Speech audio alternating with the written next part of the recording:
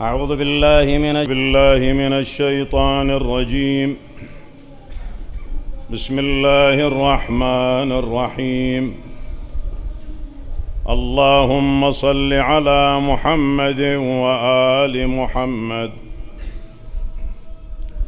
روى السيد ابن طاووس في الإقبال والشيخ الكفعمي في البلد الأمين أنه قال بشر وبشير ابن غالب الأسدي لما كان عصر يوم عرفة في عرفات وكنا عند أبي عبد الله الحسين عليه السلام، خرج من خيمته مع جماعة من أهل بيته وأولاده وشيعته بحال التذلل والخشوع والاستكانة، فوقف في الجانب الأيسر من الجبل وتوجه إلى الكعبة المعظمة ورفع يديه الشريفتين قبالة وجهه كأنه مسكين يطلب طعاما، وقرأ هذا الدعاء الشريف فقال صلوات الله عليه: الحمد لله الذي ليس لقضائه دافع ولا لعطائه مانع ولا كصنعه صنع صانع، وهو الجواد الواسع، فطر أجناس البدائع وأتقن بحكمته الصنائع، لا تخفى عليه الطلائع ولا تضيع عنده الودائع، جازي كل صانع ورائش كل قانع وراحم كل ضارع، ومنزل المنافع والكتاب الجامع بالنور الساطع، وهو للدعوات سامع وللكربات دافع وللدرجات رافع وللجبابرة قامع، فلا إله غيره ولا شيء يعدله وليس كمثله شيء، وهو السميع البصير اللطيف الخبير، وهو على كل شيء قدير. اللهم إني أرغب إليك وأشهد بالربوبية لك، مقرا بأنك ربي وإليك مردي، ابتدأتني بنعمتك قبل أن أكون شيئا مذكورا، وخلقتني من التراب ثم أسكنتني الأصلاب، آمنا لريب المنون واختلاف الدهور والسنين، فلم أزل ضاعنا من صلب إلى رحم في تقادم من الأيام الماضية والقرون الخالية، لم تخرجني لرأفتك بي ولطفك لي وإحسانك إلي في دولة أئمة الكفر الذين نقضوا عهدك وكذبوا رسلك، لكنك أخرجتني للذي سبق لي من الهدى لكنك أخرجتني للذي سبق لي من الهدى الذي له يسرتني وفيه أنشأتني، ومن قبل ذلك رأفت بي بجميل صنعك وسوابغ نعمك، فابتدعت خلقي من مني يمنى، وأسكنتني في ظلمات ثلاث بين لحم ودم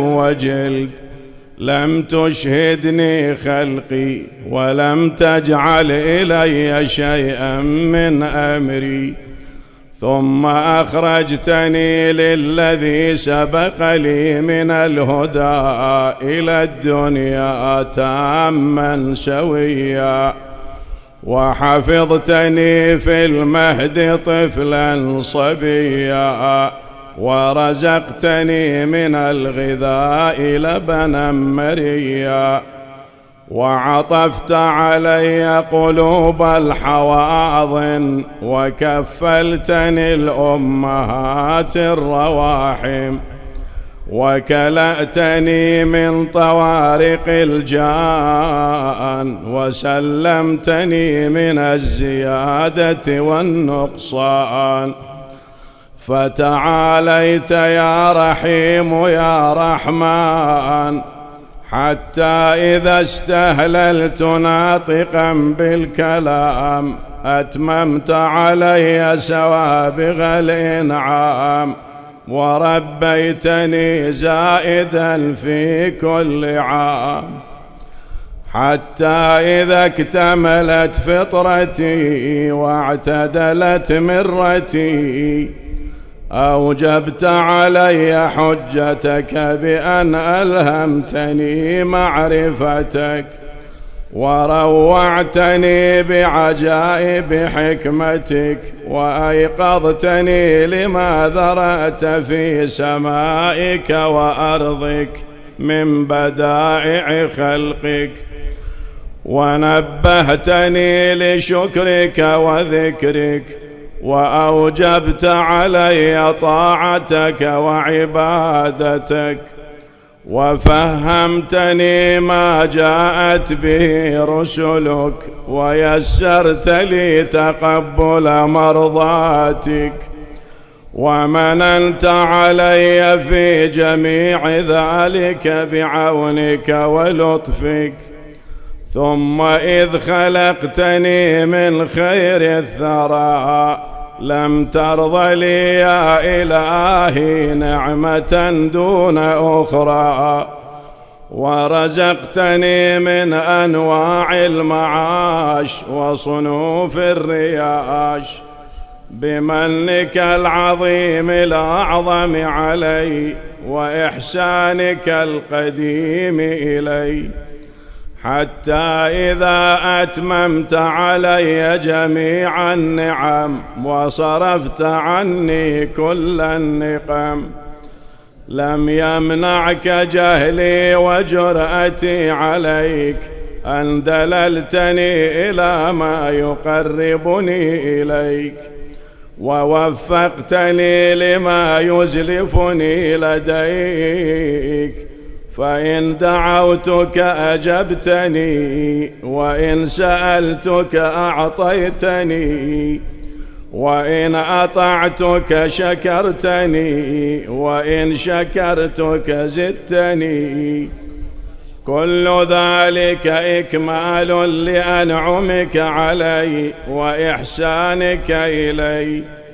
فسبحانك سبحانك من مبدئ معيد حميد مجيد، تقدست أسماؤك وعظمت آلاؤك، فأي نعمك يا إلهي أحصي عددا وذكرا، أم أي عطاياك أقوم بها شكرا، وهي يا رب أكثر من أن يحصيها العادون أو يبلغ علما بها الحافظون.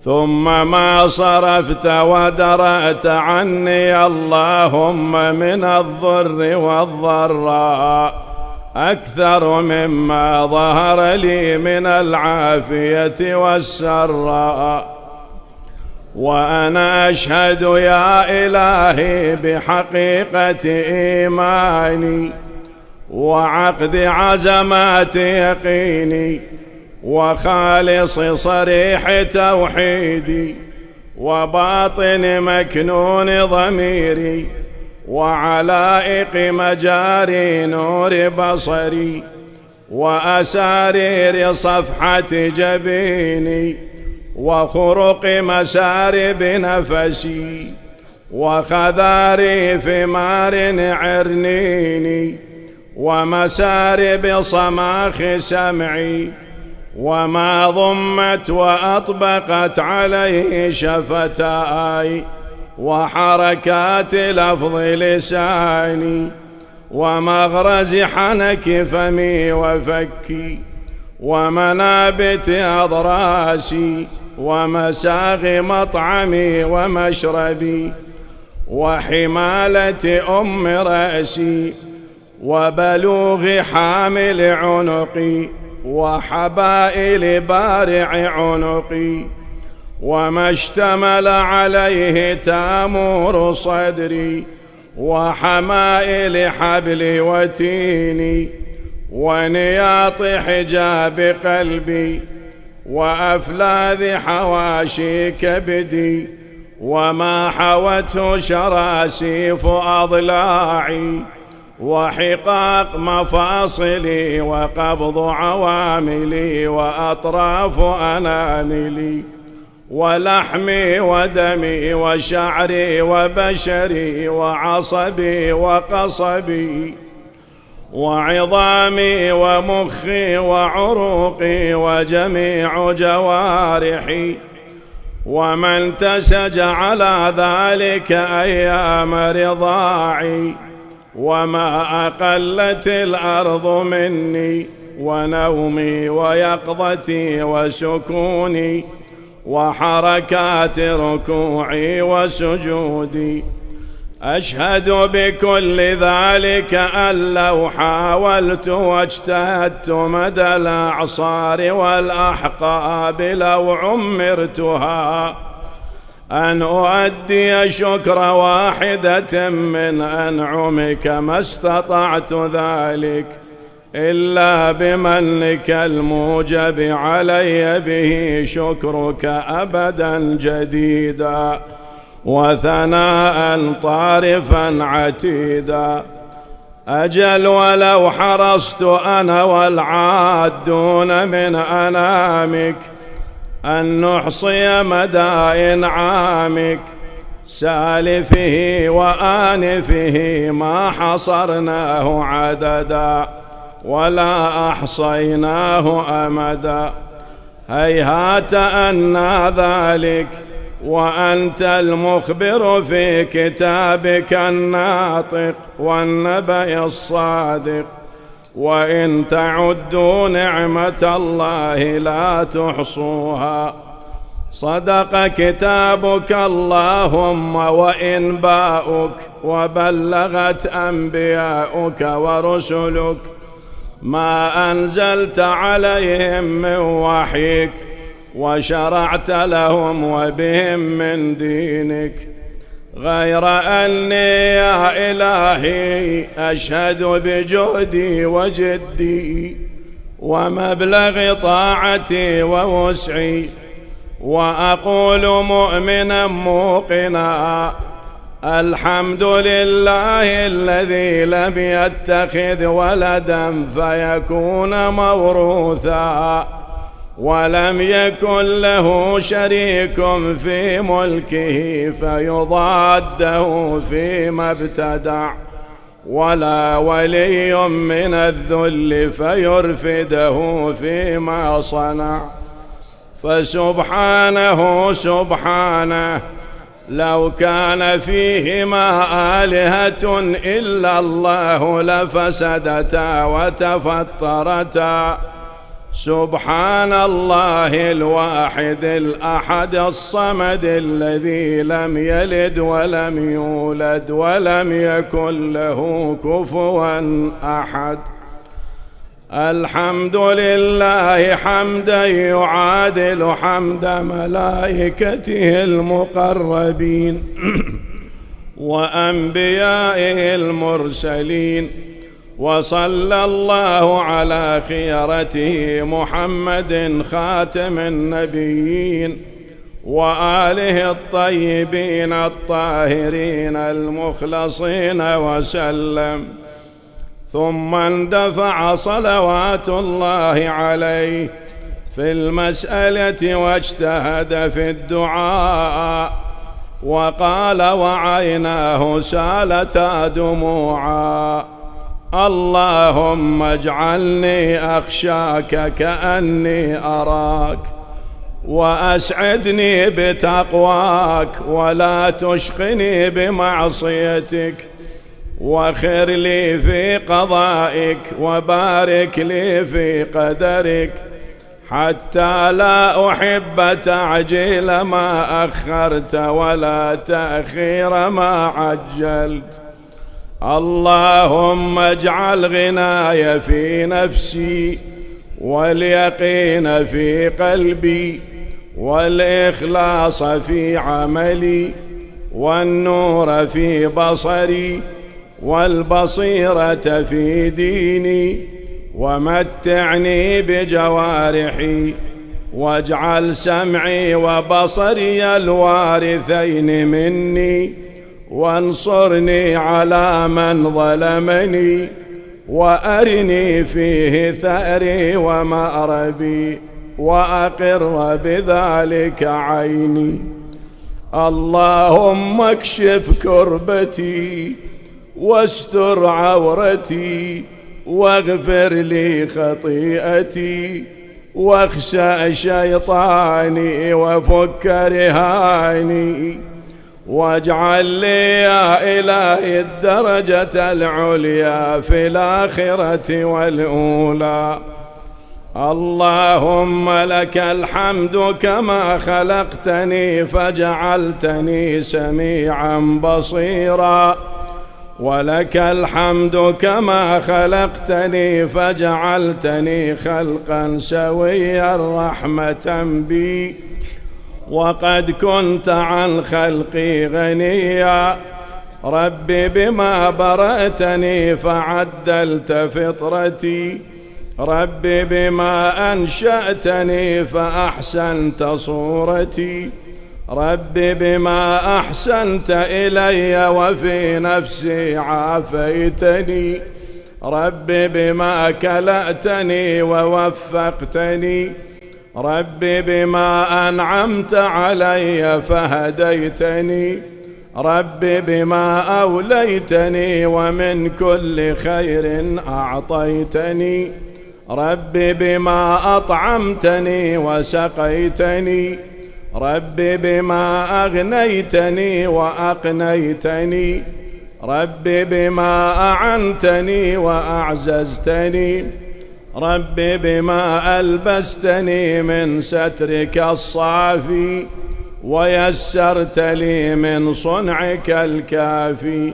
صل على محمد وآل محمد، وأعني على بوائق الدهور وصروف الليالي والأيام، ونجني من أهوال الدنيا وكربات الآخرة، واكفني شر ما يعمل الظالمون في الأرض.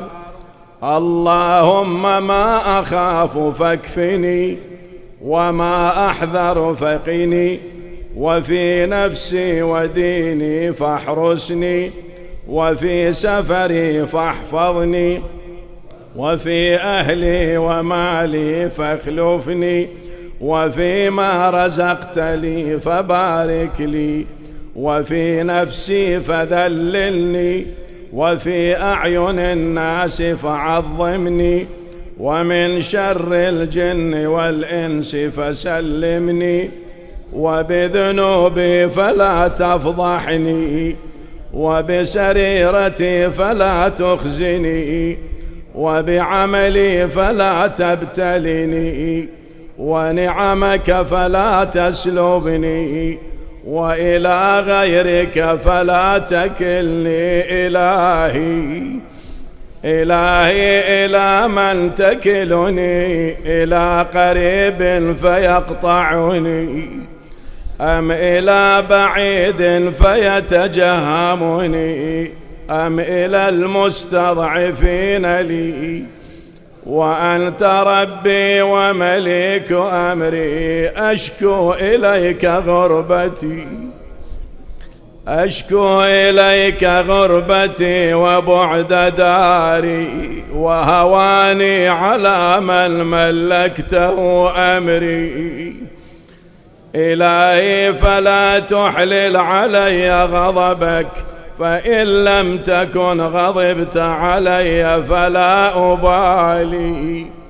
سبحانك غير أن عافيتك أوسع لي، فأسألك يا رب بنور وجهك الذي أشرقت له الأرض والسماوات وكشفت به الظلمات وصلح به أمر الأولين والآخرين، ألا تميتني على غضبك ولا تنزل بي سخطك.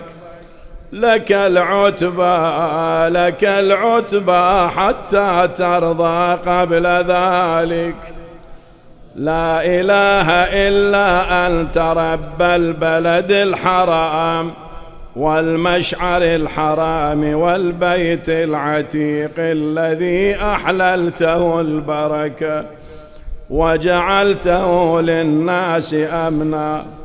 يا من عفا عن عظيم الذنوب بحلمه، يا من أسبغ النعماء بفضله، يا من أعطى الجزيل بكرمه.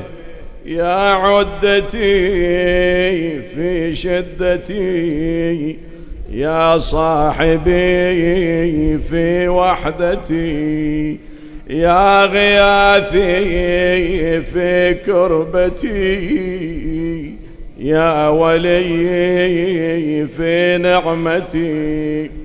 يا إلهي وإله آبائي إبراهيم وإسماعيل وإسحاق ويعقوب، ورب جبرائيل وميكائيل وإسرافيل، ورب محمد خاتم النبيين وآله المنتجبين، منزل التوراة والإنجيل والزبور والفرقان، ومنزل كافها يا عين صاد وطه وياسين والقرآن الحكيم.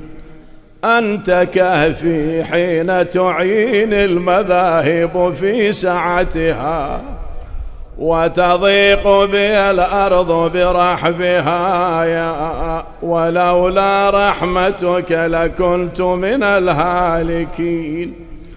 وأنت مقيل عثرتي ولولا سترك إياي لكنت من المفضوحين. وأنت مؤيدي بالنصر على أعدائي ولولا نصرك إياي لكنت من المغلوبين. يا من خص نفسه بالسمو والرفعة فأولياؤه بعزه يعتزون.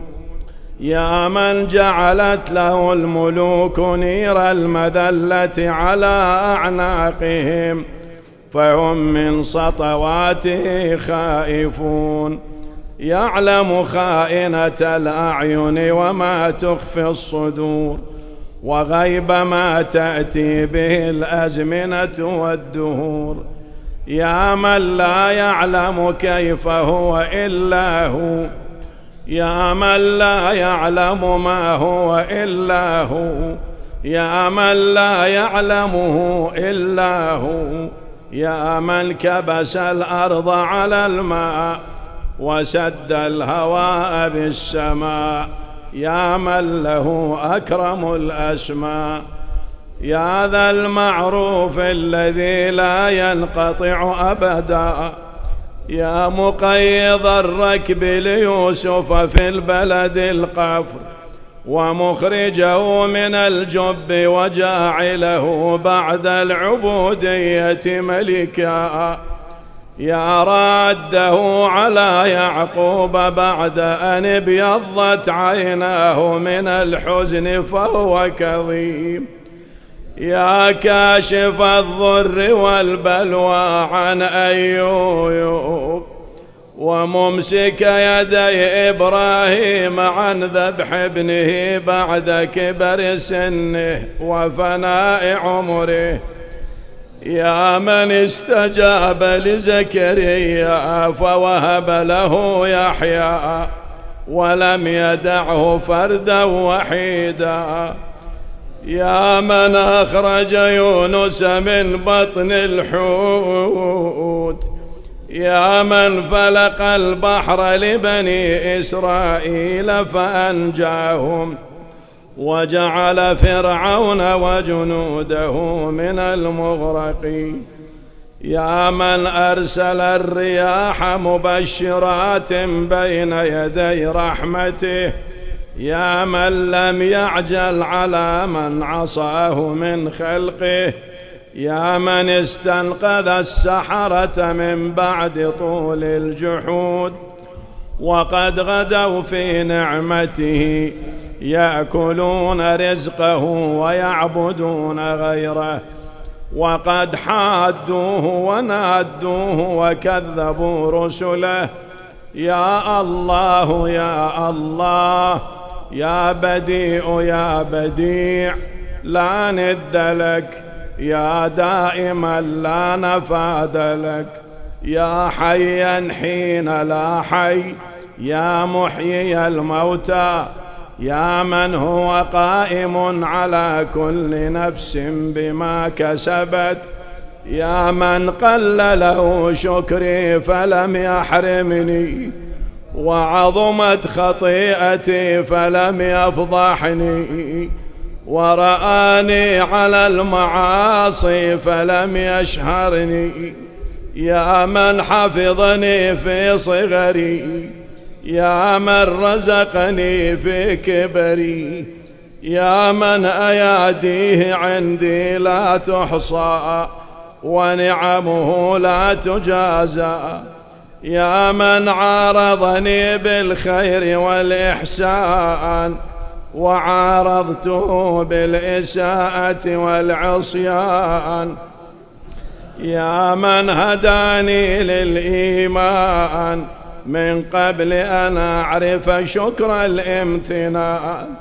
يا من دعوته مريضا فشفاني وعريانا فكساني وجائعا فأشبعني وعطشانا فأرواني وذليلا فأعزني وجاهلا فعرفني ووحيدا فكذرني وغائبا فردني ومقلا فأغناني ومنتصرا فنصرني وغنيا فلم يسلبني وأمسكت عن جميع ذلك فابتدأني، فلك الحمد والشكر يا من أقال عثرتي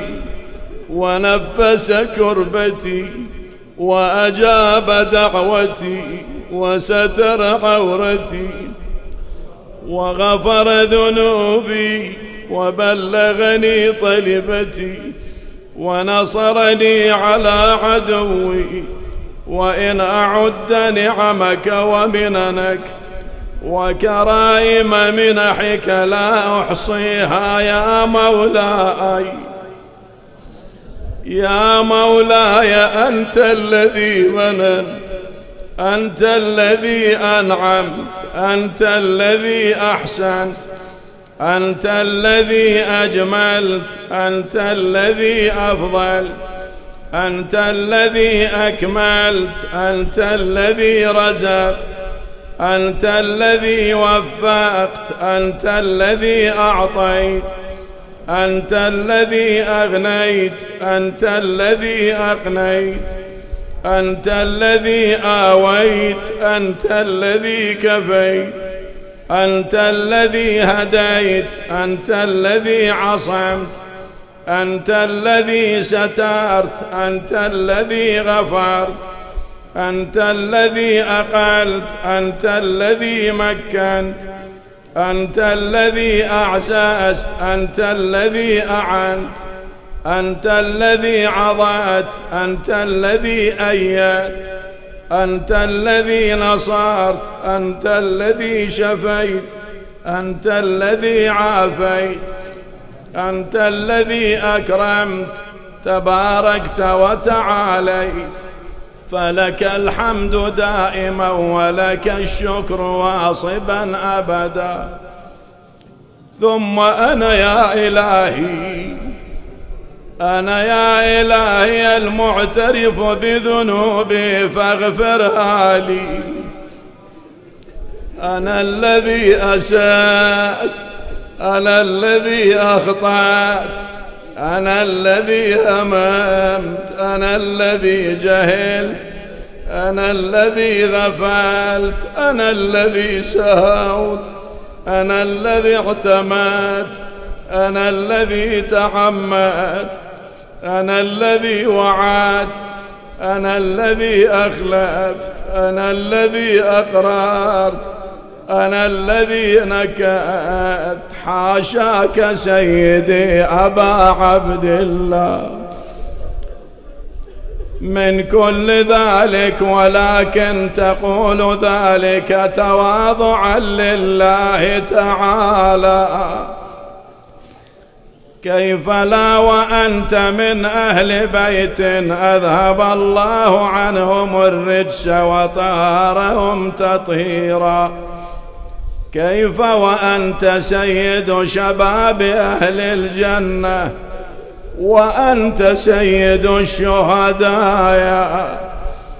حيث قدمت كل ما تملك لربك يوم عاشوراء، ووقفت على جثث الضحايا رافعا شيبتك المقدسة نحو السماء، وأنت تقول إلهي إن كان هذا يرضيك فخذ إليك حتى ترضى. إن كان دين محمد لم يستقم إلا بقتلي يا سيوف خذيني. أعطيت ربي موثقا لا ينتهي إلا بقتلي فاصعدي وذريني. هذه رجالي في رضاك ذبائح، ما بين منحور وبين طعين.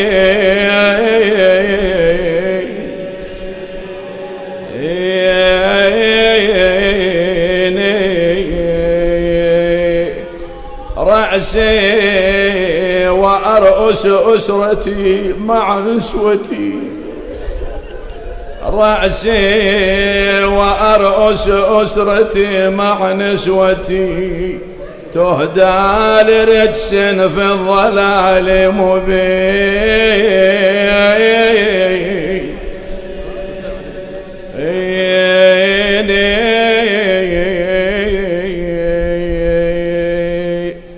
يا رباه جعلوا عظامي موطئا لخيولهم،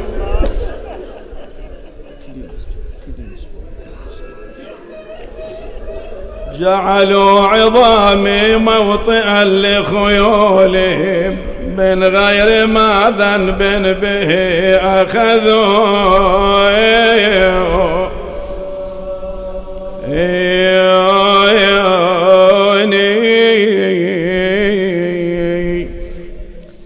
أنا الذي اعترفت بنعمتك علي وعندي،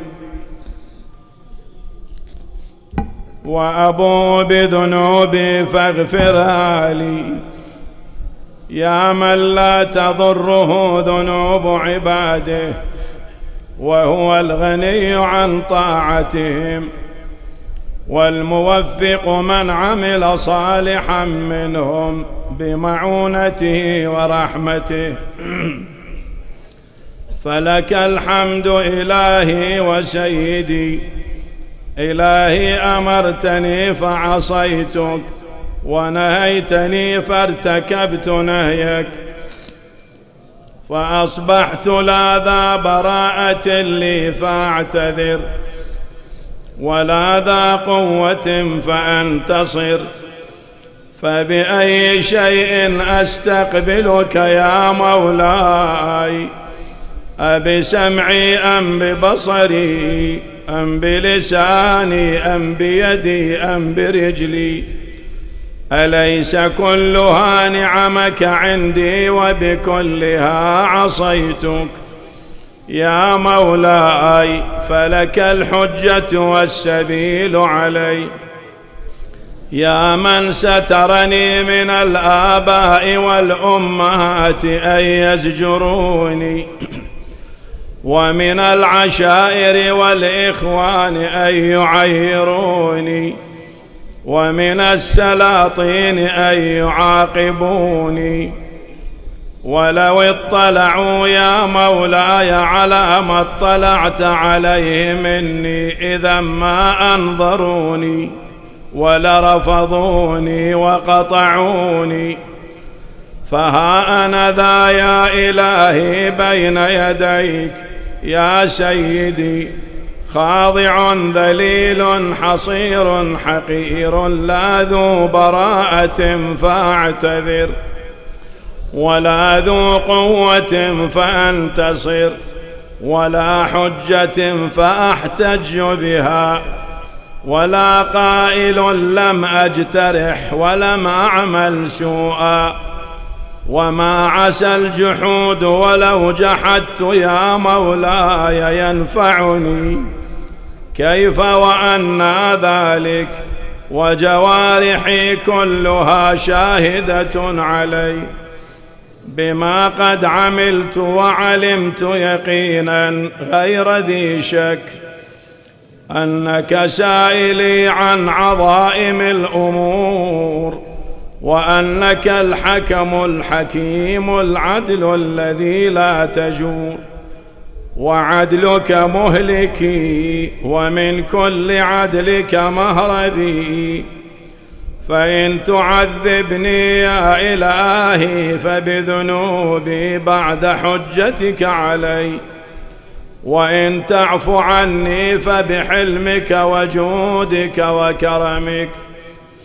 لا إله إلا أنت سبحانك إني كنت من الظالمين، لا إله إلا أنت سبحانك إني كنت من المستغفرين، لا إله إلا أنت سبحانك إني كنت من الموحدين، لا إله إلا أنت سبحانك إني كنت من الخائفين، لا إله إلا أنت سبحانك إني كنت من الوجلين، لا إله إلا أنت سبحانك إني كنت من الراجين، لا إله إلا أنت سبحانك إني كنت من الراغبين، لا إله إلا أنت سبحانك إني كنت من المهللين،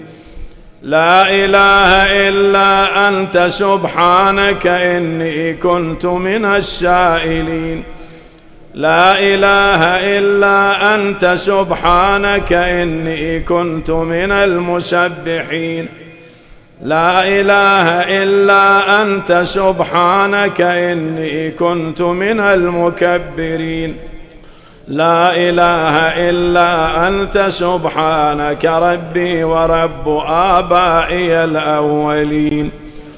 اللهم هذا ثنائي عليك ممجدا، وإخلاصي لذكرك موحدا، وإقراري بآلائك معددا، وإن كنت مقرا أني لم أحصها عددا، لكثرتها وسبوغها وتظاهرها وتقادمها، إلى حادث ما لم تزل تتعهدني به معها، منذ خلقتني وبرأتني من أول العمر، من الإغناء من الفقر، وكشف الضر، وتسبيب اليسر، ودفع العسر، وتفريج الكرب، والعافية في البدن، والسلامة في الدين. ولو رفدني على قدر ذكر نعمتك جميع العالمين من الأولين والآخرين ما قدرت ولا هم على ذلك.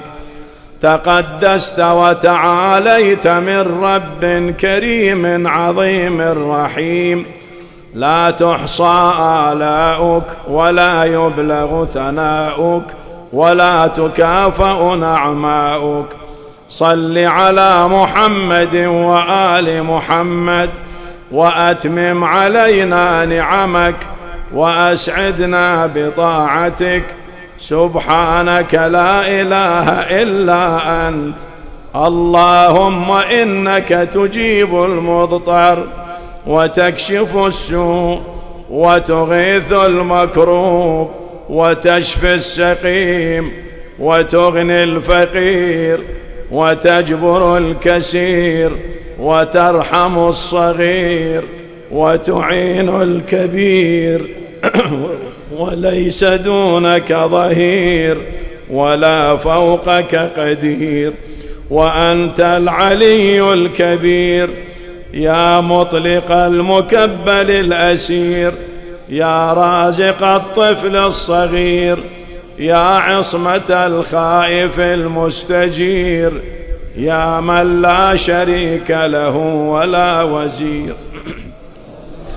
صل على محمد وآل محمد، وأعطني في هذه العشية أفضل ما أعطيت وأنلت أحدا من عبادك من نعمة توليها، وآلاء تجددها، وبلية تصرفها، وكربة تكشفها، ودعوة تسمعها، وحسنة تتقبلها، وسيئة تتغمدها.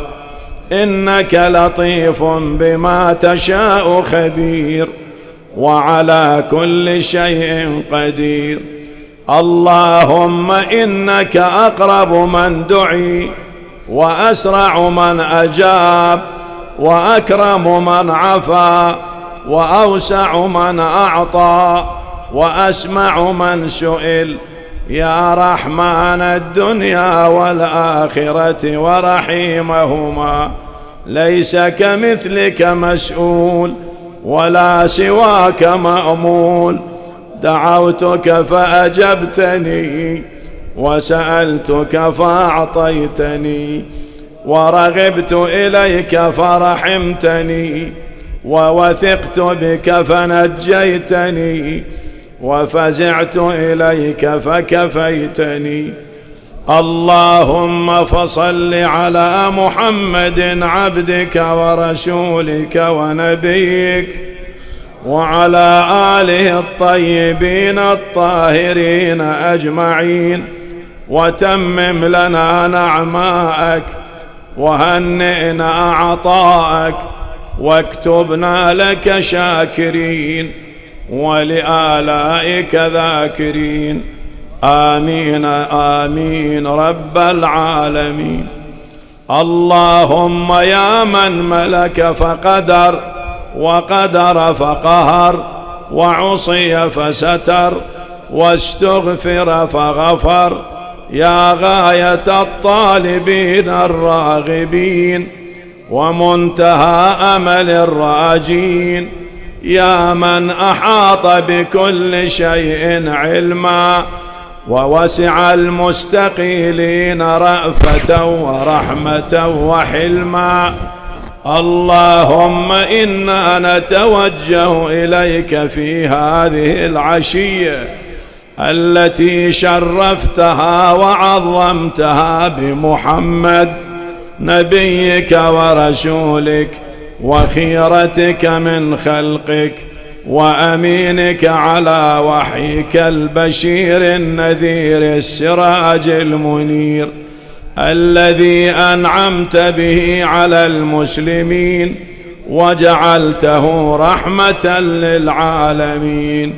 اللهم فصل على محمد وآل محمد كما محمد أهل لذلك منك يا عظيم.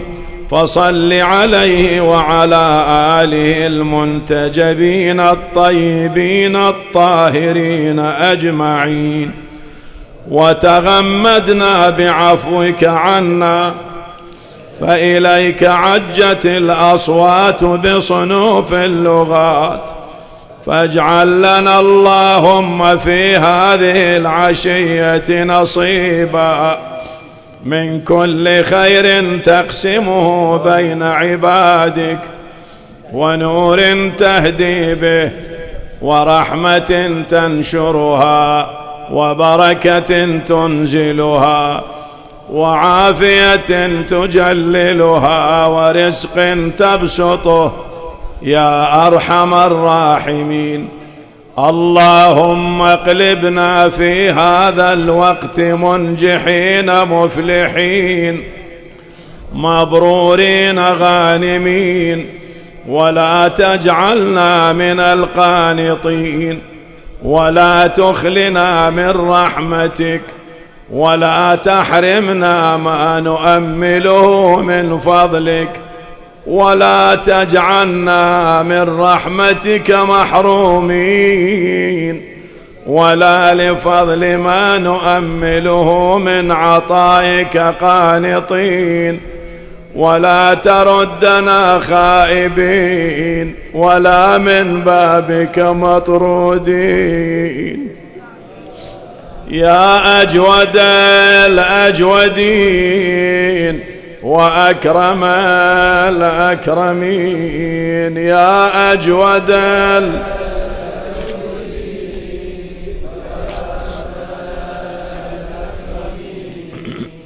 إليك أقبلنا موقنين، ولبيتك الحرام آمين قاصدين. فأعنا على مناسكنا، وأكمل لنا حجنا. رزقنا الله وإياكم حج بيته الحرام في العام القادم وفي كل عام. واعف عنا وعافنا، فقد مددنا إليك أيدينا، فهي بذلة الاعتراف موسومة. اللهم فاعطنا في هذه العشية ما سألناك، واكفنا ما استكفيناك، فلا كافي لنا سواك، ولا رب لنا غيرك.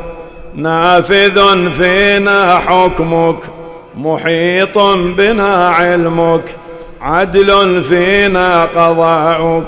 اقض لنا الخير واجعلنا من أهل الخير. اللهم أوجب لنا بجودك عظيم الأجر وكريم الذخر ودوام اليسر، واغفر لنا ذنوبنا أجمعين، ولا تهلكنا مع الهالكين، ولا تصرف عنا رأفتك ورحمتك يا أرحم الراحمين. اللهم اجعلنا في هذا الوقت ممن سألك فأعطيته يا الله. اللهم اجعلنا في هذا الوقت ممن سألك فأعطيته، وشكرك فزدته، وتاب إليك فقبلته، وتنصل إليك من ذنوبه كلها فغفرتها له يا ذا الجلال والإكرام. اللهم نقنا وسددنا واقبل تضرعنا يا خير من سئل، يا أرحم من استرحم، يا من لا يخفى عليه إغماض الجفون ولا لحظ العيون، ولا ما استقر في المكنون، ولا من طوت عليه مضمرات القلوب. ألا كل ذلك قد أحصاه علمك ووسعه حلمك، سبحانك وتعاليت عما يقول الظالمون علوا كبيرا. تسبح لك السماوات السبع والأرضون ومن فيهن، وإن من شيء إلا يسبح بحمدك، فلك الحمد والمجد وعلو الجد يا ذا الجلال والإكرام والفضل والإنعام والأيادي الجسام. وأنت الجواد الكريم الرؤوف الرحيم. اللهم أوسع علي من رزقك الحلال، وعافني في بدني وديني، وآمن خوفي، واعتق رقبتي من النار. اللهم لا تمكر بي ولا تستدرجني ولا تخدعني، وادرأ فسقة عني شر فسقة الجن والإنس. ثم رفع رأسه الشريف وبصره إلى السماء، وعيناه تفيضان بالدموع كأنهما مزنتان، وقال بصوت عال ونحن مع أبي عبد الله: يا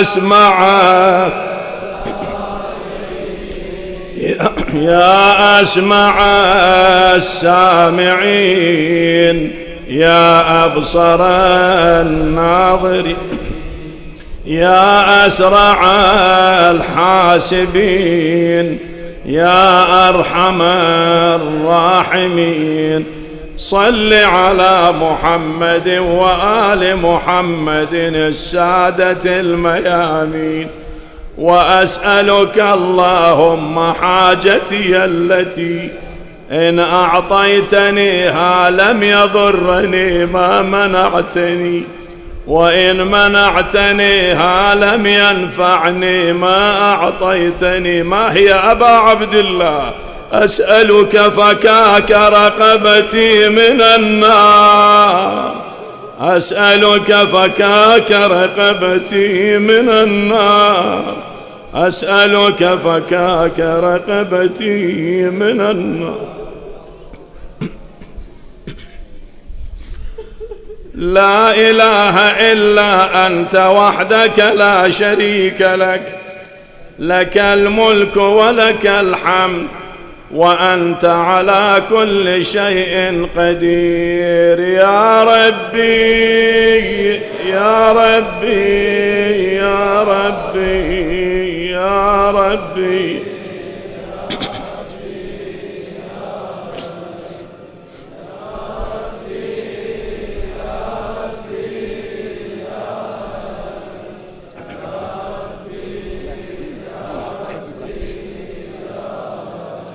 وكان عليه السلام يكرر قوله يا رب حتى شغل من حضر عنده ممن كان حوله عن الدعاء لأنفسهم. فداء لك أبا عبد الله نفسي وأهلي ومن في الأرض جميعا. كيف دعوت بذلك الدعاء وكيف ناديت يا رب يا رب حتى شغلت من حضر عندك عن الدعاء لأنفسهم وأقبلوا على الاستماع له لأبي عبد الله والتأمين على دعائه.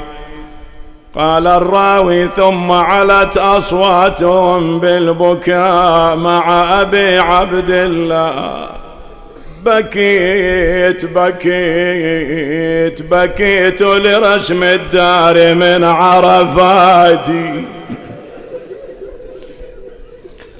بكيت لرسم الدار من عرفاتي وأجريت دمع العين في الوجنات وفلت عرى صبري وهاجت صبابتي رسوم ديار أوحشت قفراتي. أي ديار؟ مدارس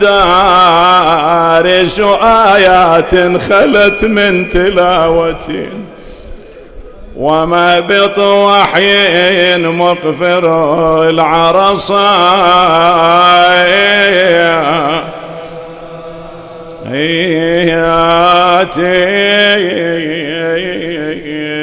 أي ديار علي والحسين وجعفر وحمزة والسجاد ذي الثفناء.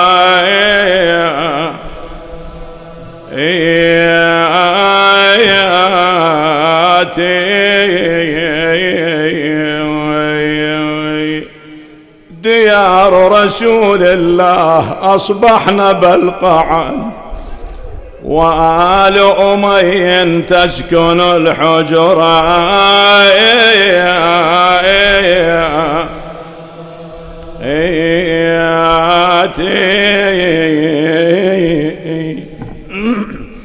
وآل رسول الله تسبى حريمهم وآل زياد آمن السربات. إلهي أنا الفقير في غناي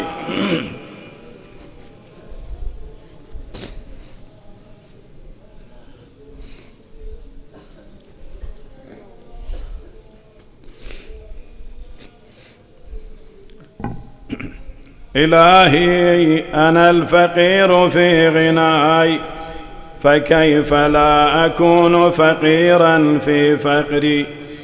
إلهي أنا الجاهل في علمي فكيف لا أكون جهولا في جهلي.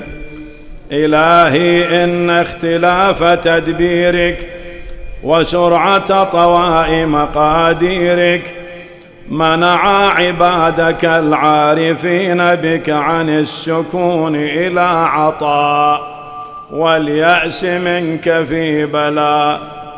إلهي مني ما يليق بلؤمي ومنك ما يليق بكرمك. إلهي وصفت نفسك باللطف والرأفة لي قبل وجود ضعفي أفتمنعني منهما بعد وجود ضعفي. إلهي إن ظهرت المحاسن مني فبفضلك ولك المنة علي وإن ظهرت المساوئ مني فبعدلك ولك الحجة علي. إلهي كيف تكلني وقد تكفلت لي وكيف أضام وأنت الناصر لي.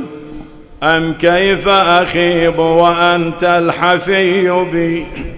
ها أنا أتوسل إليك بفقري إليك وكيف أتوسل إليك بما هو محال أن يصل إليك. أم كيف أشكو إليك حالي وهو لا يخفى عليك. أم كيف أترجم بمقالي وهو منك برز إليك. أم كيف تخيب آمالي وهي قد وفدت عليك؟ أم كيف لا تحسن أحوالي وبك قامت؟ إلهي ما ألطفك بي مع عظيم جهلي، وما أرحمك بي مع قبيح فعلي. إلهي ما أقربك مني وأبعدني عنك وأرأفك بي، فما الذي يحجبني عنك؟ إلهي علمت باختلاف الآثار وتنقلات الأطوار أن مرادك مني أن تتعرف إلي في كل شيء حتى لا أجهلك في شيء. إلهي كلما أخرسني لؤمي أنطقني كرمك، وكلما آيستني أوصافي أطمعتني مننك. إلهي من كانت محاسنه مساوي فكيف لا تكون مساويه مساوي؟ ومن كانت حقائقه دعاوي فكيف لا تكون دعاويه دعاوي؟ إلهي حكمك النافذ ومشيتك القاهرة لم يتركا لذي مقال مقالا ولا لذي حال حالا. إلهي كم من طاعة بنيتها وحالة شيدتها هدم اعتمادي عليها عدلك، بل أقالني منها فضلك. إلهي إنك تعلم أني وإن لم تدم الطاعة مني فعلا جزما فقد دامت محبة وعزما. إلهي كيف أعزم وأنت القاهر، وكيف لا أعزم وأنت الآمر؟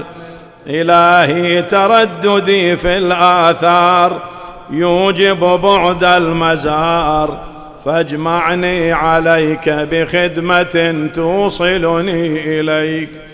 كيف يستدل عليك بما هو في وجوده مفتقر إليك؟ أيكون لغيرك من الظهور ما ليس لك حتى يكون هو المظهر لك؟ متى غبت حتى تحتاج إلى دليل يدل عليك؟ ومتى بعدت حتى تكون الآثار هي التي توصل إليك؟ عميت عين لا تراك عليها رقيبا، وخسرت صفقة عبد لم تجعل له من حبك نصيبا.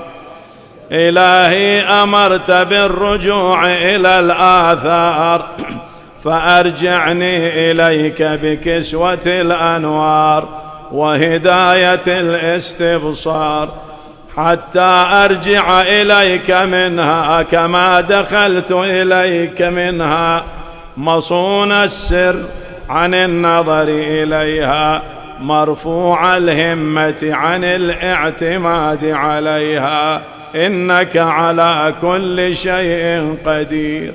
إلهي هذا ذلي ظاهر بين يديك، إلهي هذا ذلي ظاهر بين يديك، وهذا حالي لا يخفى عليك. منك أطلب الوصول إليك وبك أستدل عليك، فاهدني بنورك إليك وأقمني بصدق العبودية بين يديك. إلهي علمني من علمك المخزون وصني بسترك المصون. إلهي حققني بحقائق أهل القرب واسلك بي مسلك أهل الجذب. إلهي أغنني بتدبيرك لي عن تدبيري، وباختيارك عن اختياري. وأوقفني على مراكز اضطراري. إلهي أخرجني من ذل نفسي وطهرني من شكي وشركي قبل حلول رمسي. بك أنتصر فانصرني، وعليك أتوكل فلا تكلني، وإياك أسأل فلا تخيبني، وفي فضلك أرغب فلا تحرمني، وبجنابك أنتسب فلا تبعدني، وببابك أقف فلا تطردني. إلهي تقدس رضاك أن يكون له علة منك، فكيف يكون له علة مني؟ إلهي أنت الغني بذاتك أن يصل إليك النفع منك، فكيف لا تكون غنيا عني؟ إلهي إن القضاء والقدر يمنيني، وإن الهوى بوثائق الشهوة أسرني، فكن أنت النصير لي حتى تنصرني وتبصرني، وأغنني بفضلك حتى أستغني بك عن طلبي. أنت الذي أشرقت الأنوار في قلوب أوليائك حتى عرفوك ووحدوك، وأنت الذي أزلت الأغيار عن قلوب أحبائك حتى لم يحبوا سواك ولم يلجأوا إلى غيرك. أنت المؤنس لهم حيث أوحشتهم العوالم، وأنت الذي هديتهم حيث استبانت لهم المعالم. ماذا وجد من فقدك، وما الذي فقد من وجدك؟ لقد خاب من رضي دونك بدلا، ولقد خسر من بغى عنك متحولا. كيف يرجى سواك وأنت ما قطعت الإحسان؟ وكيف يطلب من غيرك وأنت ما بدلت عادة الامتنان؟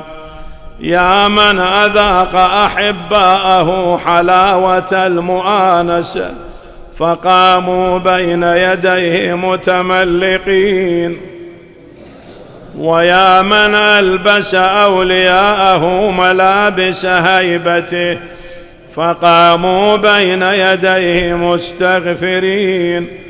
أنت الذاكر قبل الذاكرين، وأنت البادي بالإحسان قبل توجه العابدين، وأنت الجواد بالعطاء قبل طلب الطالبين، وأنت الوهاب ثم لما وهبت لنا من المستقرضين.